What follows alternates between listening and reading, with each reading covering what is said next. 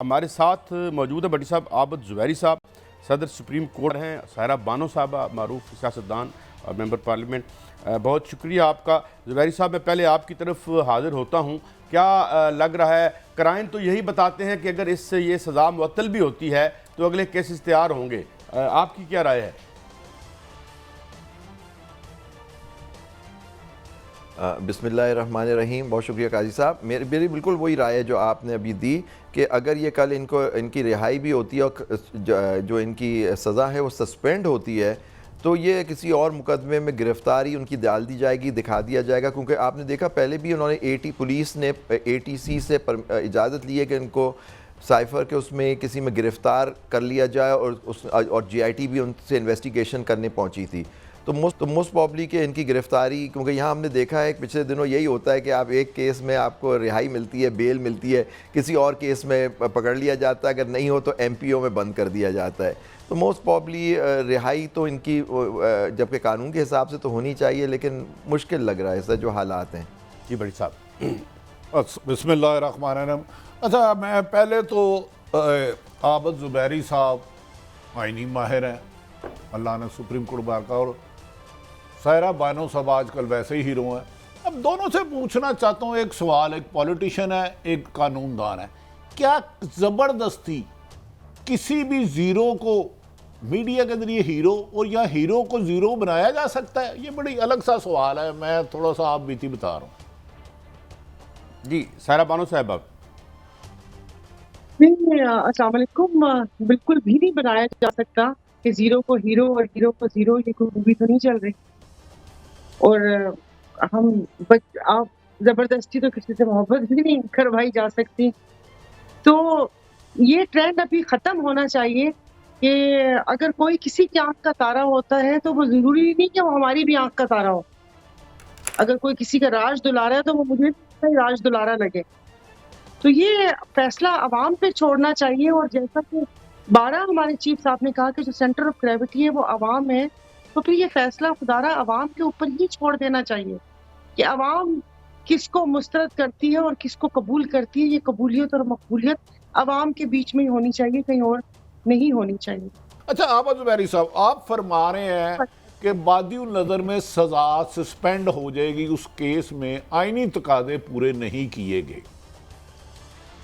फिर कहा जा रहा है कि आज FIA अटक जेल पे साइफर नहीं, देखिए मुझे नहीं मालूम फैसला, देखिए कानूनन नहीं, अगर हाँ तो ये मतलब वो तो जो आम कॉमन उसमें है कि जी बादियुल नज़र में आप सब जो नज़र आ रहा है लगता है सस्पेंड होती हुई नज़र आ रही है, लेकिन फैसला हतमी सुप्रीम हाई कोर्ट करेगी। लेकिन ये बताएं कि आप वुकला 170 मुकदमात हैं जी, उसमें से जब वो गिरफ्तार हुए वो भी मुकदमत हो गए, तो इमरान खान को एक एक केस में अगर बेल गया तो ये 3 साल मिनिमम लग जाएंगे। तो क्या ऐसा कानून नहीं है कि सब केस एक जगह क्लब कर दिए जाए और इंसाफ के तकाजे पूरे किए जाए? जहां जुर्म साबित हो जाए वहां सजा हो, जहां बेगुनाही हो बाइज्जत तरीके से बरी हो आदमी। डू यू थिंक इसके आसार नजर आ रहे हैं? देखिए बिल्कुल आप सही कह रहे हैं। देखिए बादियों नज़र में फैसला तो कल होना है, लेकिन आम तौर पे जिसकी सज़ा 7 साल से कम होती है तो वो अमूमन वो मुअत्तल कर दी जाती है, बेल दे दी जाती है, लेकिन कन्विक्शन नहीं ख़त्म होगी। वो सज़ा मुअत्तल हो जाती है, लेकिन जो उनको कन्विक्शन है वो रहेगी जब तक वो अपील पूरा उसका फ़ैसला ना हो जाए। लेकिन देखिए ऐसे पिछले हमारे माजी में भी ऐसे फ़ैसले हैं जजों ने दिए हैं।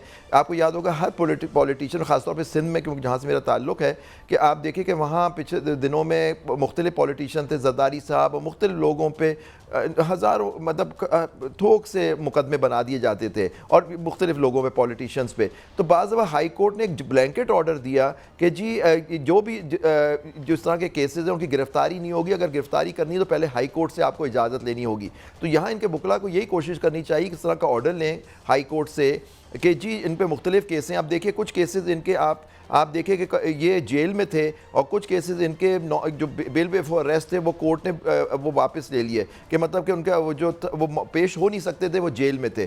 तो जाहिर बार उनको जाके उसमें ऑर्डर कराना चाहिए। तो जब भी इनकी रिहाई मुश्किल लगती है, अगर कल बेल हो भी जाती है इस्लामाबाद हाई कोर्ट से, क्योंकि वो कुछ केसेस है जिसमें इनकी बेल रिकॉल हो गई है और फिर इनकी गिरफ्तारी दिखा दी गई है पुलिस ने, उसमें वो जो साइफर वाला केस है जिसमें ये लोग इन्वेस्टिगेशन कल या परसों पहुंचे थे इन्वेस्टिगेशन करने अटक जेल में।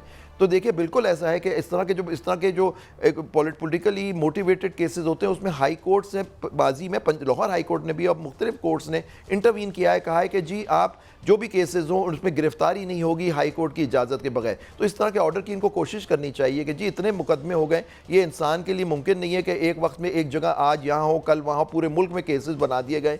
तो इससे बेहतर है कि एक जो ब्लैंकेट ऑर्डर होना चाहिए वो ले लें कि जी जो अगर किसी केस में गिरफ्तार करना है तो हाई कोर्ट से इजाज़त है कि उनको साबित करें कि जी इनकी गिरफ्तारी ज़रूरी है, तो फिर वो हाई कोर्ट से इजाज़त लें। तो ये इस तरह की कोशिश करनी चाहिए सर।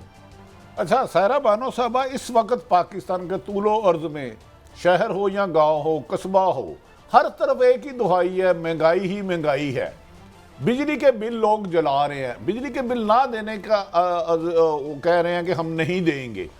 आप 4 साल से या 5 साल से असम्बली में रही, आपने पीटीआई का भी रहा, पीडीएम का भी रहा, तो निगरान हुकूमत बेचारे का क्या कसूर है जबकि ये इसहाक डार साहब ने ताखीर से आईएमएफ के साथ डील की और उसके मुताबिक हो रहा है। तो क्या आप समझिए निगरान हुकूमत इस महंगाई की जिम्मेदार है? बिजली हो, कीमत हो, डॉलर का इजाफा हो। नहीं भट्टी साहब, वह निगरान हुकूमत अभी तक तो बिल्कुल भी जिम्मेदार नहीं है। उनको आए हुए जुम्मा 8 दिन हुए, शायद मेरे ख्याल में 18 या 19 दिन हुए। ये वो कहते हैं ना कि ये 14 जमातें मिलकर जो मलगूबा और एक हांडी बनाकर गई थी, इन्होंने तो सिर्फ ढक्कन उठा के सर्व किए हैं, पका के तो वो गए थे सारा कुछ। तो उनके ऊपर ये मलबा नहीं गिरना चाहिए। और मुझे सबसे ज्यादा वो कहते हैं ना कि एक अजीब सी सिचुएशन है कि गुस्सा भी आ रहा है, हंसी भी आ रही है और दिल कर रहा है कि सामने तो 2 झापड़ भी लगा दूं कि आप किस मुंह से जमाते। एक सेकंड मैं जरा टेबल के नीचे छुप जाऊं क्योंकि थप्पड़ बहुत जोर से लगते हैं खवातीन के।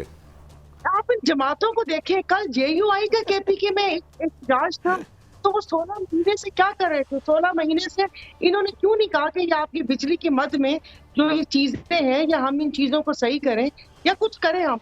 मतलब अब आप 16 महीने में आ जाके आप एहतजाज की कॉल दे रहे हैं। या सिंध में पीपल्स पार्टी ने एहतजाज की कॉल दी हुई है। आज वो एक इरफान सिद्दीकी साहब है, अच्छे खासे सीनियर बंदे, वो कह रहे हैं कि 2018 तक हुकूमत थी और सिर्फ नून का वजीर आजम था।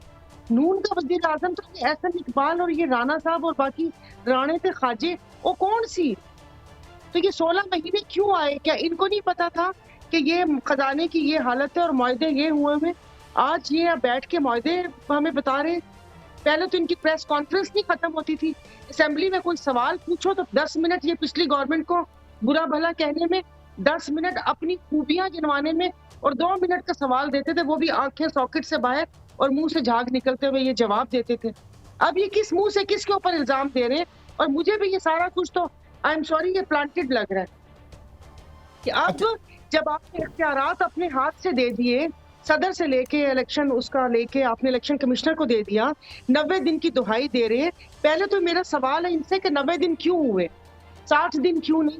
2 दिन आपने पहले असेंबली डिसॉल्व करके 90 का करके अब ये अवाम को कौन सा चूरन बेचने की कोशिश कर रहे हैं? और अवाम बिल नहीं देंगे तो मुझे नहीं पता क्या होगा। और अभी सुना है कि उन्होंने कहा कि बिल की एक साथ कर दें कि भाई वो किसने भी तो हमने देनी है ना, कि ये हुकूमत ने अपने जिम्मे ली हुई है कि इनकी याशियाँ, इनकी पेंशन, ये गाड़ियां, अरबों का फ्री पेट्रोल हम खत्म करके अवाम को ये सहूलत दे रहे हैं। ऐसा तो नहीं हो सकता। तुसी भी पंजाबी हो, जब तक कट्टे दी रस्सी घट नहीं करेंगे और मझ दा दूध ते कट्टा पी जांदा सानू की मिलेगा।